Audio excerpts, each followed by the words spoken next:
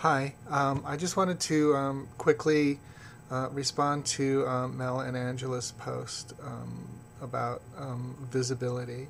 And, first of all, thanks you guys for your perspective on this issue. For me, it's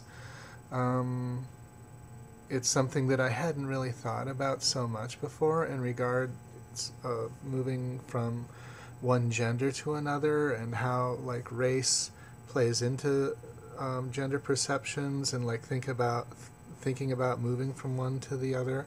For me, it's like being white and American. I don't think about my race so much. I did have an experience though, um, uh, probably a decade or so ago, when I went to India because my mother was working there. She brought me over for a visit, and it was really nice to go and see mom and stuff. But it was really interesting because that was the situation where I became the visible one because of my skin tone. Um, I definitely remember like walking down the street and people like way up the street from me would be turning around and looking and having this experience of being kind of just like remarkable just because of my appearance. And and there were a bunch of expectations around that. People expected me to be rich and to be able to give them money. It was hard. People were angry with me when I didn't have money, and I worked retail at the time. I really didn't have much money, and so there was resentment of me for not being able to give them some kind of assistance, and really it was hard in a lot of ways to be there and to see that poverty. But I think that's off the point of what I'm trying to say, is just that I kind of understand like people having expectations of you based on how you look.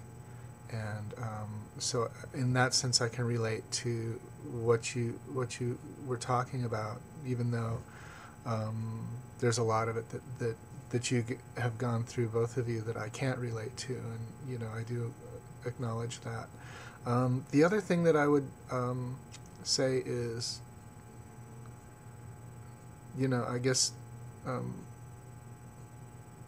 because we're going on this journey where we're moving from um, the gender we were born as to the gender we're supposed to be, um, how much we can um, take from having seen two different social areas in this weirdly stratified society that we live in, and being able to, I guess, walk in someone else's shoes before we learn to walk in our own shoes, I guess, and how much we can take away from that and how much we have to give society based on just our experience of being who we are.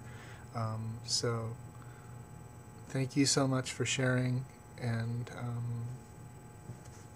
bye everyone.